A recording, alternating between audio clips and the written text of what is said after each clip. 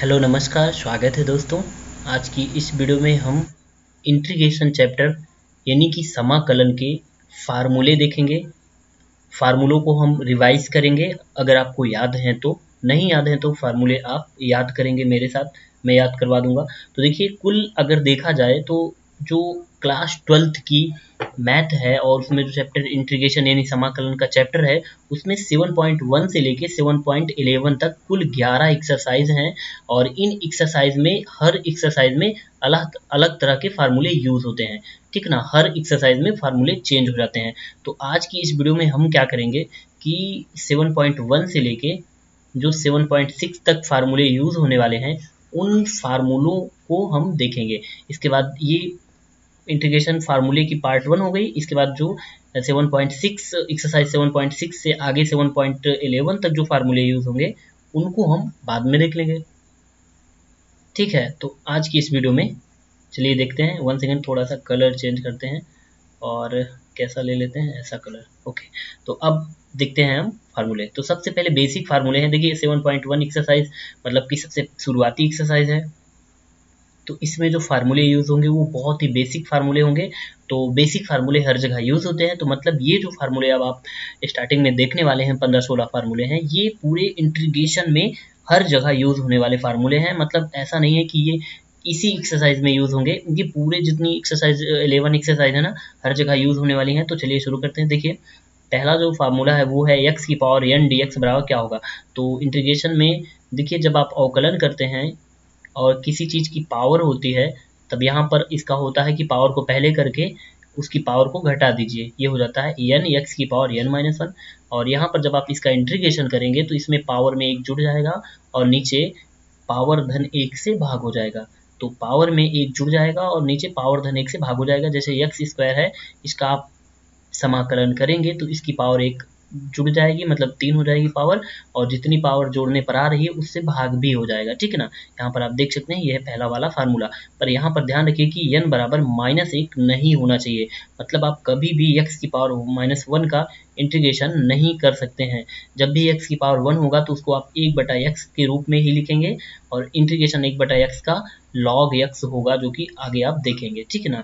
तो ये चीज होना चाहिए। अब अगला देखिए, अगला जो फार्मूला है, ओके, हम इसको नीचे करते हैं। अब देखिए, दूसरा वाला फार्मूला है कि 1 dx मतलब कुछ नहीं है, तब क्या होता है इंटीग्रेशन। देखिए 1 का मतलब हो गया, अब आप x के सापेक्ष अवकलन कर रहे हैं तो 1 को भी आप अगर x के रूप में लिख देंगे तो बहुत अच्छा रहेगा। तो 1 को आप लिख सकते हैं x की पावर 0 और dx। अब सही है, क्योंकि 1 है तो x की पावर 0 का मतलब 1 होता है। किसी भी चीज की पावर 0 होती है तो 1 हो गया। तो मतलब 1 को आप लिख दिए x की पावर 0 के रूप में, क्योंकि x के सापेक्ष अवकलन हो रहा है। तो अब यहाँ पर x की पावर 0 का जब आप अवकलन करेंगे तो आपको पता है कि जब किसी पावर का इंटीग्रेशन हो, किसी की कोई पावर हो और इंटीग्रेशन होता है, तो पावर में एक जुड़ जाता है और जो जुड़ने पर आता है उतने से भाग हो जाता है। तो देखिए, हमने n+1/n+1 नीचे कर दिया तो x की पावर 1 हो जाएगा, मतलब कि x। तो इसीलिए कहा गया है कि 1 का इंटीग्रेशन x होता है, ठीक है ना। और यहाँ पर +c जुड़ता है।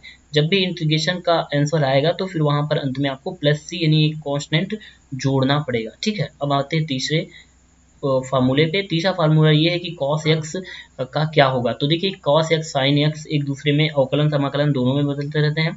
अब देखिए, जब आप अवकलन करते हैं तो जो sin x का अवकलन होता है वो धन में आता है cos x, और जब आप यहीं पर cos x का अवकलन कर देते हैं अवकलन में, तो माइनस का sin x आता था, ठीक है ना। ये चीज कंफर्म है कि साइन है, उसका अवकलन करिए, चाहे इंटीग्रेशन करिए, चाहे डिफरेंशिएशन करिए, चेंज होता है, ठीक है ना। साइन कॉस में जाता है, कॉस साइन में जाता है, चाहे आप अवकलन करिए चाहे इंटीग्रेशन करिए। तो ध्यान क्या रखना, आपको माइनस किस में आता है। तो देखिए, अवकलन जब होता है तो साइन आता है माइनस में जब कॉस का होता है इंटीग्रेशन, पर साइन का इंटीग्रेशन होने पर कॉस धन में रहता है। अब पर यहाँ पर इंटीग्रेशन में देखिए, यहाँ पर साइन धन में आ रहा है जब कॉस का इंटीग्रेशन हो रहा है, तो पर यहाँ पर कॉस माइनस में आ रहा है जब साइन का इंटीग्रेशन हो रहा है, ठीक है ना। यहाँ कॉस का इंटीग्रेशन हो रहा है तो साइन आ रहा है धन में, यहाँ पे साइन का इंटीग्रेशन हो रहा है तो कॉस आ रहा है ऋण में। यहाँ पे उल्टा था, यहाँ पे क्या था, अवकलन में जब आप कॉस का अवकलन कर रहे थे तो माइनस साइन आ रहा था, और साइन का अवकलन धन में कॉस आ रहा था, ठीक है ना। तो इस तरह से आप इन सूत्र को माइंड में सेट कर सकते हैं। अब आता है अगला क्वेश्चन। देखिए, जब आप tan x का अवकलन करते थे और जब आप पीछे tan x का अवकलन करते थे तो आपका आंसर आता था sec स्क्वायर x। देखिए ऐसा क्यों हो रहा है, क्योंकि अवकलन और समाकलन, ये देखिए अवकलन और समाकलन जो है ये एक दूसरे के विपरीत होते हैं, उल्टा होते हैं, ठीक ना। तो ये है मतलब ये जो सेक स्क्वायर एक्स है, इसका जो मान आएगा उसका अगर आप अवकलन कर दें तो फिर यही मान आ जाएगा, ठीक ना। जो है इंटीग्रेशन में उसका आप जो आंसर आता है उसका अवकलन कर दीजिए तो फिर से यहीं पे आ जाएगा, उल्टा है ना एक दूसरे के। तो यहाँ पर अब आपको ये ध्यान रखना है कि tan x का जब हम अवकलन करते थे तो सेक स्क्वायर एक्स आता था, तो अगर आप सेक स्क्वायर एक्स का इंटीग्रेशन कर देंगे तो वो tan x आ जाएगा, ठीक है ना। अगला ये देखिए कि सेक स्क्वायर एक्स का इंटीग्रेशन तो tan x धन में आता था, और कोसेक स्क्वायर एक्स का इंटीग्रेशन जो होगा वो माइनस का कॉट एक्स आएगा, ठीक है ना, माइनस का कॉट एक्स आएगा, ठीक है। अब हम थोड़ा मतलब अवकलन को ध्यान नहीं देते हैं, हम अवकलन तो आप पढ़े ही होंगे, हम सीधे tan x मतलब इंटीग्रेशन वाले फार्मूले रिवाइज करते हैं। देखिए सेक एक्स tan x का जो इंटीग्रेशन होगा वो सेक एक्स होगा, क्योंकि सेक एक्स का जब आप अवकलन करते थे तो सेक एक्स tan x आता था। इसी तरह देखिए कोसेक एक्स और कॉट एक्स का जो इंटीग्रेशन है वो माइनस का कोसेक एक्स आएगा, क्योंकि जब आप कोसेक एक्स का अवकलन करते थे तो माइनस का कोसेक एक्स और कॉट एक्स आता था। इसके बाद देखिए ध्यान रखिए कि अब हाँ अब इनवर्स वाले आ गए, तो जब आप अवकलन करते थे साइन इनवर्स एक्स का, तो साइन इनवर्स एक्स का अवकलन कितना आता था, 1/1 माइनस एक्स स्क्वायर। तो इसलिए जब आप 1/1 माइनस एक्स स्क्वायर का इंटीग्रेशन कर देंगे तो फिर आ जाएगा sine inverse x. Sine inverse x का अवकलन करने पर ये मिलता है 1/√1 माइनस एक्स स्क्वायर, और 1/1 माइनस √1 माइनस एक्स स्क्वायर का जब आप इंटीग्रेशन कर देंगे तो साइन इनवर्स एक्स आ जाता है। इसी तरह देखिए क्या होता था कि कॉस एक्स का जब आप अवकलन करते थे D by D x cos inverse x का जब आप अवकलन करते थे तो माइनस का 1/√1 माइनस एक्स स्क्वायर आता था, ठीक है ना।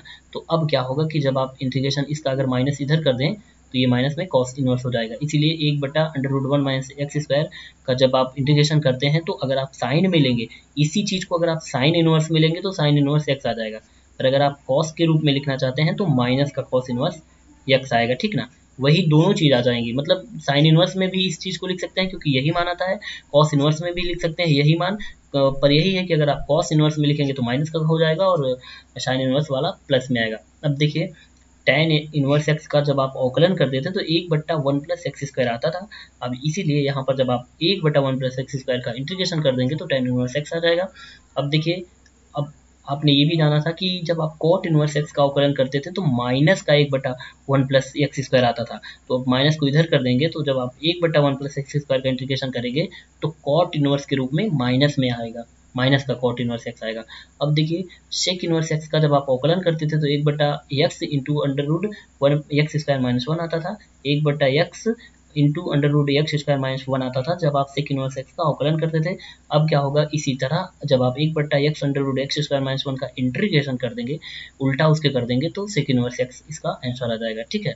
अब देखिए इसी तरह कोशेक इनवर्स एक्स का जब आप अवकलन करते थे तो माइनस का 1/x √x स्क्वायर माइनस 1 आता था, अब इसलिए अगर आप 1/x into √x square minus 1 का इंटीग्रेशन कर देंगे तो माइनस का कॉसिक इनवर्स एक्स आ जाएगा, ठीक है ना। अब देखिए ये तो बहुत ईजी है, जब भी आप e की पावर x का अवकलन करिए तो e की पावर x आएगा, और समाकलन करें तो e की पावर x आएगा, मतलब e की पावर x का चाहे अवकलन करिए चाहे समाकलन करिए आंसर e की पावर x ही आएगा।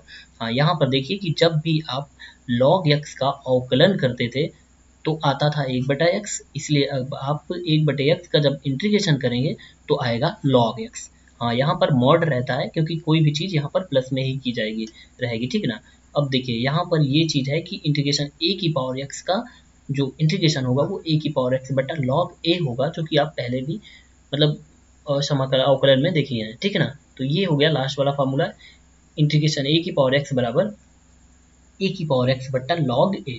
अब देखिए ये एक और है फार्मूला, जब इंटीग्रेशन करना है और दो फलन है कोष्टक में और उनका इंटीग्रेशन करना है तो क्या करना है, अलग अलग आपको इंटीग्रेशन करना होगा, पहले फलन के साथ फिर दूसरे फलन के साथ।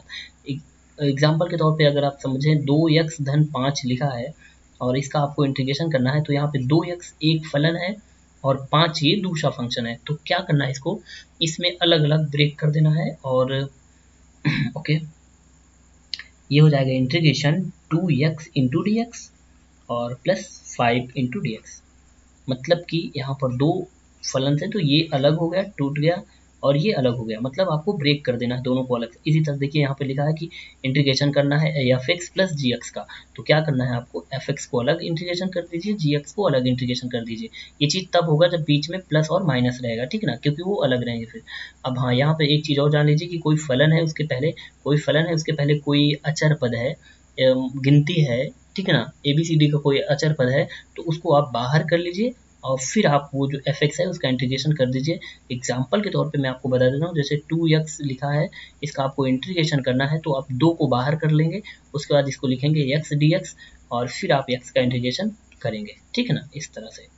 तो अब ये हो गया एक्सरसाइज नंबर 1 के जितने फार्मूले थे वो हमने कवर कर लिए। अब ये जो एक्सरसाइज है, जो एनसीईआरटी बुक है या जो भी क्लास 12th की मैथ की बुक है, उसमें इंटीग्रेशन के जो चैप्टर हैं, इंटीग्रेशन चैप्टर के जो एक्सरसाइज हैं उनमें 11 एक्सरसाइज है, मैंने आपको बताया। तो एक एक्सरसाइज में जो यूज़ होने वाले फार्मूले हैं बेसिकली वो हमने देख लिए। अब जो दूसरी एक्सरसाइज है उसमें कौन से फार्मूले यूज़ होंगे, इसमें होगा प्रतिस्थापन। मतलब हम क्या करेंगे, x के मतलब कुछ फंक्शन में हम मानेंगे t के बराबर और फिर हम इसको हल करेंगे, ठीक ना। जैसे कि अब मैं आपको बता देता हूँ, वैसे तो आप इसको जानते होंगे, जैसे लिखा है कि आपको इंटीग्रेशन करना है साइन 4x का, तो आप यहाँ पर आपको पता है कि इंटीग्रेशन साइन थीटा या थीटा बराबर होता है माइनस का कॉस थीटा। पर अब यहाँ पर थीटा ना होकर के 4x लिखा है, अगर ये x लिखा रहता तब तो ठीक है। तो हम क्या करेंगे, 4x को t मान लेंगे और यहाँ से फिर dx का मान भी हम dt के रूप में लिखेंगे, ठीक है ना। यहाँ पर 4x को t मान लेंगे तो फिर हम dx का मान भी dt के रूप में लिखेंगे। तो dx बराबर देखिए वहाँ पर अवकलन कर देंगे तो आ जाएगा dt/4 और इस तरह से हम चेंज करेंगे। मतलब यही कि fx कोई है, इसका अवकलन करना है आपको, इंटीग्रेशन करना है, पर एफ में कुछ ऐसे चीज़ें हैं जिनको आपको प्रतिस्थापन करके मतलब कम करना होगा। तो वहाँ पर आप क्या कर सकते हैं, उसका टी के रूप में मान सकते हैं, मतलब कि जहाँ पर x है वहाँ पर x या जो भी है उसको t के रूप में प्रतिस्थापित कर सकते हैं और dx को भी आप dt के रूप में लिखेंगे। ये चीज़ ध्यान रखिएगा, dx को भी dt के रूप में आपको चेंज करना पड़ेगा। इसके जो है फार्मूले से कोई मतलब नहीं, आपको एक्सरसाइज नंबर 7.2 की मतलब सारे क्वेश्चन को सॉल्व करना होगा, तभी जाके आपको ये पूरी तरह से समझ में आएगा। क्योंकि इसमें फार्मूला बस यही है कि आपको टी रख देना है जहाँ ज़रूरत हो और कहाँ पर ज़रूरत है, कब रखना है और dx बराबर dt कैसे निकालते हैं, ये सब चीज़ें जानने के लिए आप 7.2 मतलब कि इसी में प्लेलिस्ट में आप जाकर देख लीजिए और वहाँ पर एक्सरसाइज 7.2 के क्वेश्चन होंगे, क्लास होगी, वो वीडियो आप देखिए, पूरी क्लास अटेंड करिए, सारे क्वेश्चन समझ में आ जाएंगे कैसे टी का प्रतिस्थापन किया गया है। देखिए एक्सरसाइज नंबर 7.3 में जो फार्मूले यूज होने हैं वो क्या होंगे कि ट्रिग्नोमेट्री की सर्वसमीकाएं यूज हुई हैं, इस ट्रिग्नोमेट्री की सर्वसमीकाएं यूज हुई हैं एक्सरसाइज नंबर 7.3 की। तो जो एक्सरसाइज जो ट्रिग्नोमेट्री की सर्वसमीकाएं यूज हुई हैं उनको हम देख लेते हैं। देखिए सूत्र जो इंपॉर्टेंट हैं जो इस एक्सरसाइज में यूज होंगे तो वो है कि 2 sin a cos b बराबर होता है sin a plus B plus sin a minus B, और इसी तरह 2 cos a sin b बराबर sin a plus B minus sin a minus B. देखिए यहाँ पर sin और cos है, यहाँ पर cos और sin है, मतलब अलग अलग है, ये sin है ये cos है, और यहाँ पर sin a शुरू में है तो cos b बाद में है, यहाँ पर cos a शुरू में हो गया तो sin b बाद में हो गई। जब sin a शुरू में है तो दोनों सब प्लस में रहेगा, sin a प्लस b और प्लस ये तो खैर सब में अंत में शुरू में सब में a प्लस बी रहता है और बाद में सब में a माइनस बी रहता है, ठीक है ना। यहाँ पर प्लस रहेगा अगर साइन a प्लस शुरू में है, और अगर cos a लिखा है, cos a स्टार्टिंग में है तो फिर यहाँ पर तो प्लस रहेगा पर यहाँ पे माइनस हो जाएगा, ठीक है ना, ये वाले में। और इसी तरह देखिए जब दोनों एक ही चीज़ है, जैसे cos a cos b है या sin a sin b है, तो दोनों मान cos में आएंगे, देख लीजिए आप, दोनों मान cos में आएंगे। और जब दोनों cos a cos b हैं तो फिर cos a प्लस बी मतलब सिंपल और सब प्लस में रहेगा, cos a plus B plus यहाँ भी प्लस और ये तो प्लस रहेगा ही रहेगा और ये माइनस यहाँ रहेगा। तो यहाँ पर आप प्लस आएगा जब दोनों cos a cos b हैं, पर अगर sin a sin b है तो यहाँ भी माइनस रहेगा और स्टार्टिंग में भी a माइनस बी वाला आएगा, a माइनस बी वाला स्टार्टिंग में आ जाएगा इसमें। हालांकि तीनों में आप देखेंगे तो a माइनस बी वाला बाद में आ रहा है, ठीक है ना, और a प्लस बी वाला शुरू में आ रहा है मान। पर यहाँ पर जब sin a sin b हो जाता है तो फिर cos a minus be starting में आ जाता है और cos a प्लस बी बाद में आता है और बीच में भी माइनस का चिन्ह रहता है, ठीक है ना। तो ये 4 फार्मूले हैं जो कि बहुत ज़्यादा यूज होंगे इस प्रश्नावली के क्वेश्चंस में। इसके अलावा जो फार्मूले यूज होंगे वो ये हैं कि sin 2a बराबर होता है 2 sin a cos b, 2 sin a cos a sine 2a बराबर होता है 2 साइन ए कॉस ए, और एक होता है 2 tan a बटा 1 प्लस tan स्क्वायर ए। ये दोनों साइन 2a के मान है, एक मान ये है, एक मान ये है। मतलब कहीं भी अगर आपको यहाँ इस तरह लिखा मिलता है कि 2 साइन ए कॉस ए लिखा है, तो उसको आप हटा करके साइन 2a लिख सकते हैं, या कहीं पर 2 tan a बटा 1 प्लस tan स्क्वायर ए लिखा है तो उसको आप हटा करके साइन 2a लिख सकते हैं, क्योंकि ये इसके मान के बराबर है। इसी तरह देखिए cos 2a बराबर जो है बहुत इंपॉर्टेंट है cos 2a का फार्मूला। तो एक तो होता है 2 cos square minus 1, cos 2a बराबर होता है 2 cos स्क्वायर ए माइनस 1, और दूसरा फार्मूला होता है साइन के रूप में 1 माइनस 2 साइन स्क्वायर ए। इसी तरह देखिए cos 2a का तीसरा फार्मूला ये है कि cos स्क्वायर ए माइनस साइन स्क्वायर ए, और एक होता है 1 माइनस tan स्क्वायर ए बटा 1 प्लस tan स्क्वायर ए। तो इस तरह से cos 2a के 4 फार्मूले हो गए। चारों फार्मूले बहुत इंपॉर्टेंट हैं। हालांकि ये चौथा फार्मूला इस एक्सरसाइज में नहीं यूज हुआ है, पर ये और ये तीनों ही एक्सरसाइज में यूज हुए हैं, बहुत ही ज़्यादा यूज हुए हैं, मतलब बहुत इनका महत्व है, ठीक है ना। तो चौथा भी आप ध्यान रखिएगा कि cos 2a बराबर 1 माइनस tan स्क्वायर ए बटा 1 प्लस tan स्क्वायर ए भी होता है, ठीक है। अब देखिए tan 2a बराबर कितना हो, tan 2a बराबर होता है 2 tan a बटा 1 माइनस tan स्क्वायर ए। देखिए एक फार्मूला अभी आपने देखा कि 2 tan a बटा 1 प्लस tan स्क्वायर है। देखिए इस वाले फार्मूले में और इस वाले में बिल्कुल एक चीज़ का अंतर है, नीचे प्लस है और इसमें माइनस है। तो जब माइनस रहेगा, माइनस मतलब 1 माइनस tan स्क्वायर ए नीचे रहेगा तो tan 2a हो जाएगा, और 1 प्लस tan स्क्वायर ए रहेगा नीचे तो ये sin 2a हो जाएगा, ठीक है ना। ये चीज़ ध्यान रखिएगा, प्लस रहेगा तो sin 2a और माइनस रहेगा तो tan 2a। अब देखिए ये फार्मूले भी यूज हुए हैं sin 3a और cos 3a का। तो देखिए sin 3a बराबर होता है 3 sin a minus 4 sin cube a, और cos 3a बराबर होता है 4 cos cube a minus 3 sin a। कैसे याद करना है कि देखिए जब sin 3a है, साइन शुरू में आता है तो सबसे पहले आप 3 sin a आ जाएगा, ठीक है ना। उसके बाद आएगा minus 4 sin cube a, cos बाद में आता है इसलिए ये क्यूब वाला पहले आ गया, 4 cos की पावर 3 माइनस ए पहले आ गया, और माइनस 3 cos ए आ गया, ठीक है। तो इस तरह से ये हो गया। तो अब एक्सरसाइज नंबर 7.4 पे आते हैं। एक्सरसाइज नंबर 7.4 पे जो फार्मूले यूज़ होने वाले हैं उनको हम देख लेते हैं। तो देखिए इसमें नए फार्मूले यूज़ होंगे। अब अगर आपको मिलता है 1 बटे इंटीग्रेशन करना है 1 बटे X square minus A square का, तो इसका आंसर हो जाएगा 1 बटे 2a log mod X minus A बटा एक्स प्लस ए।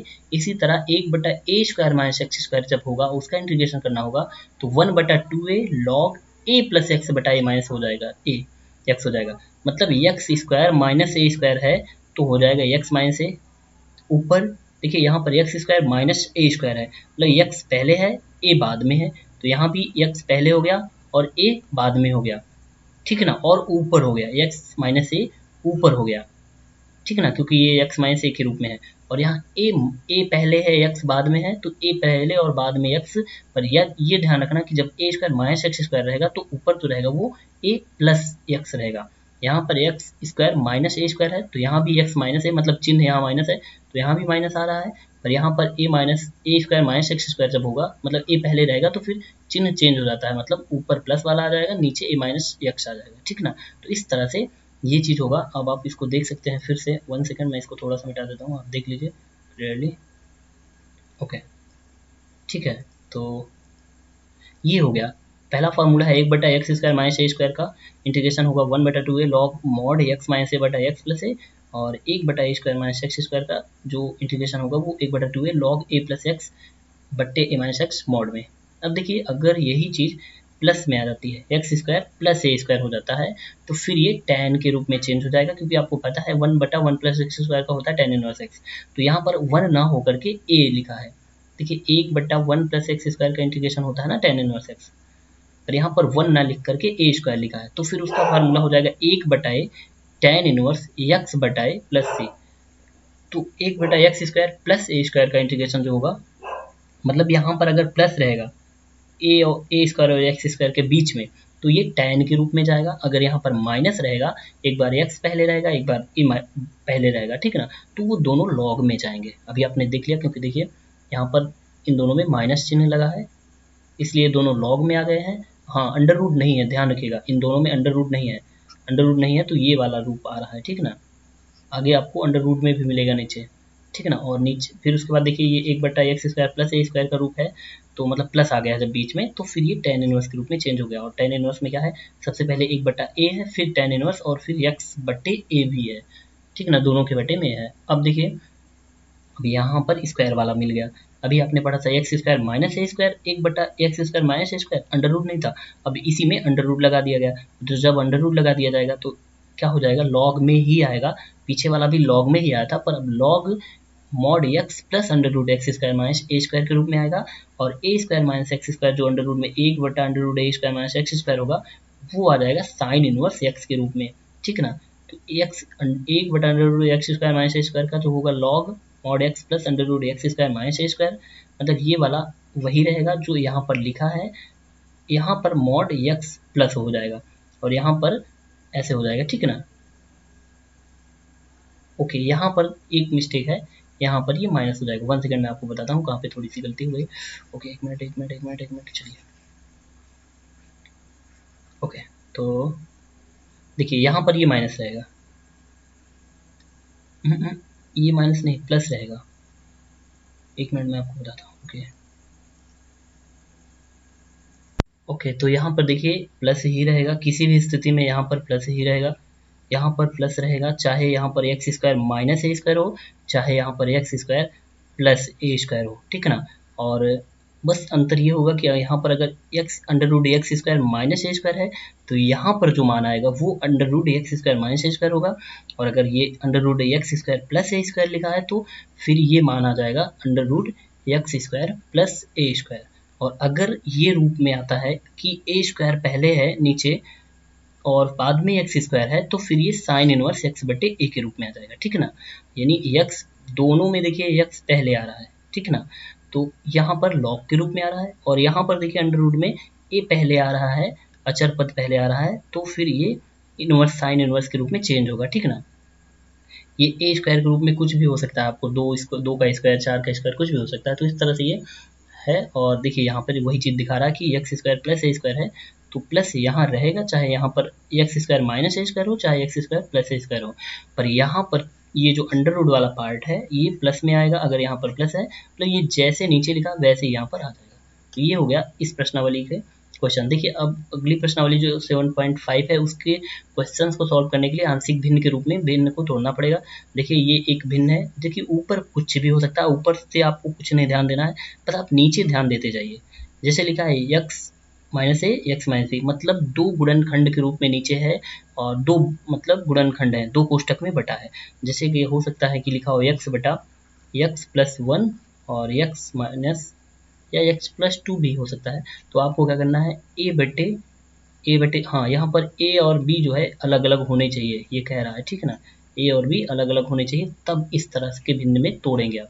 तो कैसे तोड़ेंगे, सबसे पहले आप लिखेंगे ए बटा जो पहला वाला कोष्टक में लिखा है गुणनखंड, उसके बाद आपको बी बटा जो दूसरा कोष्टक में लिखा है गुणनखंड, ठीक है ना। ये देखिए x+1 x+2, तो अब आपको नीचे वाले को ले लेना है एलसीएम। तो ये हो जाएगा a x+2 और प्लस b x+1 और नीचे वही मान आ जाएगा x+1 और x+2। तो देखिए इधर से इधर वाला कैंसिल हो जाएगा। अब ये x के बराबर ये पूरा ये वाला मान आ जाएगा। और फिर उसके बाद आपको ए बी का मान निकाल करके यहाँ पर ए और बी का मान रख देना है, तो ये दो भिन्न में टूट जाएगा और फिर अलग अलग आपको इंटीग्रेशन कर लेना है। तो इस तरह से इन क्वेश्चन को सॉल्व करना है आंशिक भिन्न के रूप में तोड़कर। तो देखिए अब दूसरा रूप है, अभी देखिए हमने दो कोष्टक के रूप में देखा था, अब नीचे क्या है, एक ही चीज को दो बार लिखा गया है, मतलब पावर 2 के रूप में है। तो जब एक ही कोष्टक मतलब दोनों समान हो, दोनों गुणनखंड समान हो, तभी तो उसकी पावर 2 होगी। तो जब दोनों गुणनखंड समान है मतलब पावर 2 है, एक ही कोष्टक की घात 2 लिखी है, तो आपको लिखना है ए बटा x माइनस ए, मतलब एक घात, फिर धन b बटे उसी चीज को लिख देना है जो प्रश्न में नीचे लिखा है 2 घात के रूप में, ठीक है ना। और फिर आपको इसको सॉल्व कर लेना है, ठीक है।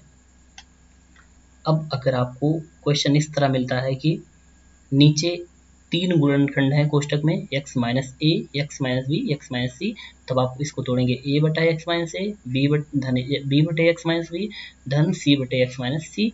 और फिर उसके बाद एलसीएम लेना है, नीचे वाला ये वाला कैंसिल हो जाएगा और फिर आपको दोनों में से क्या करना है, x² x के गुणांक की तुलना कर लेना है, या आपको फिर मान रख करके करना है, जैसे x+1 बराबर 0 करके। ये तो आप देखिए कैसे करना है, आंशिक भिन्न के द्वारा इन क्वेश्चंस को सॉल्व, वो तो आप एक्सरसाइज देखकर ही करेंगे। इसके लिए आप क्या करिए, इस मतलब हमारे चैनल की प्लेलिस्ट में जाइए, वहाँ पर क्लास ट्वेल्थ मैथ की जो प्लेलिस्ट बनी है उस पर जाइए और वहाँ पर एक्सरसाइज नंबर 7.5 की क्लास जो है उसको अटेंड करिए और फिर समझ जाइए पूरी तरह से कैसे आंशिक भिन्न के द्वारा क्वेश्चन को सॉल्व किया जाता है। देखिए अगला है कि अगर एक कोष्टक में मतलब दो गुणनखंड को एक साथ किया गया है, मतलब x माइनस 1 की घात 2 कर दी गई है और एक गुणनखंड अलग है, तो जो एक गुणनखंड है जिसमें कि दोनों मिले हुए हैं, मतलब दो घात है जिसकी, तो उसको आप पहले a बटा एक्स माइनस ए और फिर b बटा एक्स माइनस ए स्क्वायर के रूप में करेंगे, और फिर जो तीसरा एक गुणनखंड अकेला है उसको आप c के बटे में लिख करके फिर आप इसको सॉल्व करेंगे। अब देखिए अगर इस तरह से मिलता है कि एक कोष्टक में गुणनखंड है, दूसरा क्या है, द्विघात समीकरण है, तो आपको कोष्टक वाले को a के नीचे कर देना है और बी एक्स प्लस सी बटे द्विघात समीकरण को बनाना है। मतलब ऊपर क्या लिखना है, बी एक्स प्लस सी, ये ध्यान रखिएगा कि ऊपर क्या आएगा, बी एक्स प्लस सी के रूप में, और नीचे आपको वही द्विघात समीकरण कर लेना, फिर एलसीएम लेकर सॉल्व कर लेना। देखिए अब है 7.6 एक्सरसाइज, और इस 7.6 एक्सरसाइज में दो फलन हैं, उनको दो फलन का गुणनखंड है, उनको आप अलग अलग इंटीग्रेशन करेंगे। तो देखिए सबसे पहले आप अवकलन देख लीजिए। जब जैसे कि दो यहाँ पर फलन है, एक u और एक v, और इसका आपको अवकलन करना है, दोनों के बीच में गुणा का चिन्ह है। तो कैसे होता था कि एक फलन को आप बाहर करिए, दूसरे का अवकलन कर दीजिए, धन दूसरे को बाहर रखिए और फिर पहले का अवकलन कर दीजिए। इसी तरह जब आप इसका इंटीग्रेशन करेंगे तो क्या होगा कि देखिए दो फलन है, एक एफ एक्स है, दूसरा जी एक्स है, दो फलन है, इसका इन दोनों के बीच में गुणनखंड है और इनका आपको अवकलन करना है। हो सकता है ये कुछ भी हो सकते हैं, हो सकता है एक्स साइन एक्स हो जाए।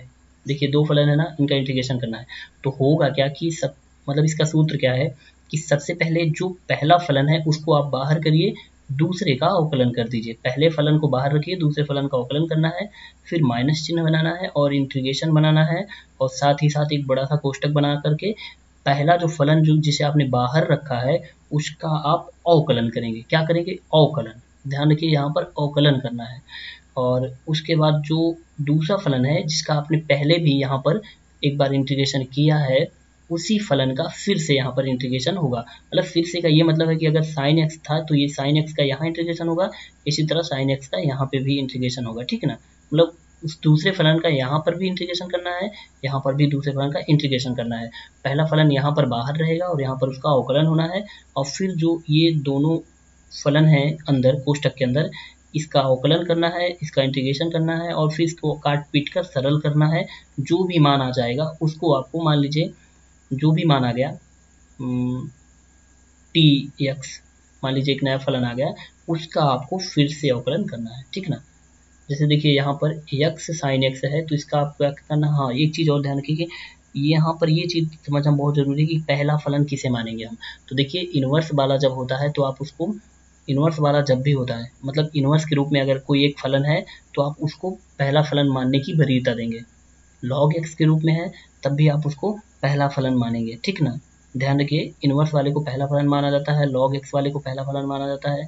इस तरह से हम क्वेश्चन को सॉल्व करते हैं। तो देखिए जैसे यहाँ पर लिखा है एक्स साइन एक्स, तो इसका जब आप इंटीग्रेशन करेंगे तो क्या होगा, पहला फलन आपने मान लिया एक्स, क्योंकि साइन एक्स का इंटीग्रेशन आसान होता है। एक तरीका ये भी है कि दो फलन है तो उसमें से आप देखिए कि जिसका इंटीग्रेशन बहुत आसानी से हो जाता हो उसको आप दूसरा फलन मान लीजिए, बाकी को पहला। तो देखिए इसमें से एक को हम पहला फलन मानेंगे तो उसको बाहर रखेंगे, दूसरे का अवकलन कर देंगे माइनस, फिर वही इंटीग्रेशन और कोष्टक बनेगा, पहले का अवकलन हो जाएगा मतलब D by D x x हो जाएगा, और दूसरे का फिर से यहाँ पर इंटीग्रेशन हो जाएगा और फिर पूरे का इंटीग्रेशन हो जाएगा। तो देखिए एक्स और साइन एक्स का इंटीग्रेशन माइनस का कॉस एक्स हो गया, माइनस और ये इंटीग्रेशन, और यहाँ पे देखिए एक्स का अवकलन 1 और साइन एक्स का इंटीग्रेशन माइनस का कॉस एक्स हो गया, और फिर से इसका डी एक्स हो गया।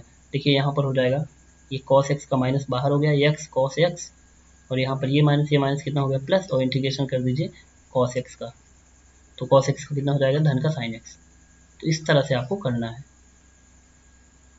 तो इस तरह से आपको कर देना। देखिए यहाँ पर ये एक आंसर आ गया। तो ये है कि दो फलनों का जब गुणनखंड हो तब कैसे अवकलन करते हैं और समाकलन कैसे करते हैं, वो मैंने अपने यहाँ पे देख ही लिया कि दो फलन है, पहले को बाहर रखिए तो दूसरे का अवकलन कर दीजिए, फिर आगे धन बना करके पहले को मतलब दूसरे को बाहर कर दीजिए तो पहले का अवकलन हो गया। तो इस तरह से ये पूरी एक्सरसाइज मतलब आधी एक्सरसाइज के जितने भी फॉर्मूले हैं यूज होने वाले सबको मैंने आपको बता दिया है। देख लीजिए इस वीडियो को कम्प्लीटली, तो फिर इससे क्या होगा कि 7.6 तक के एक्सरसाइज के क्वेश्चन करने में आसानी होगी। इसके अलावा देखिए यहाँ पर इस चैनल में क्लास 12th मैथ के नाम से एक प्लेलिस्ट आपको मिलेगी। वहाँ पर ये जो इंटीग्रेशन की एक्सरसाइज है, एक्सरसाइज वाइज हर एक्सरसाइज की एक वीडियो उपलब्ध है। उस वीडियो को आप देखेंगे तो पूरी एक एक क्वेश्चन को उसमें बिल्कुल सरल और आसान भाषा में एक एक अक्षर को बताया गया है, कैसे कैसे ये प्रोसेस हो रहा है, कहाँ पर कौन सा फार्मूला हो रहा है, पूरी तरह से हल किया गया है, पूरा फुल सोल्यूशन है। तो आप वहाँ पर जाकर के प्लेलिस्ट में वीडियो को देख लीजिए और इस तरह से आपका ये पूरी एक्सरसाइज या ये पूरा चैप्टर ही कंप्लीट हो जाएगा। इसके आगे भी हम वीडियो अपलोड करते रहेंगे। तब तक के लिए धन्यवाद। तो thanks for watching this video and thanks again. और एक चीज़ और है, वीडियो को लाइक करिए, सब्सक्राइब कर लीजिए चैनल को और मिलते हैं नई वीडियो में। थैंक्स।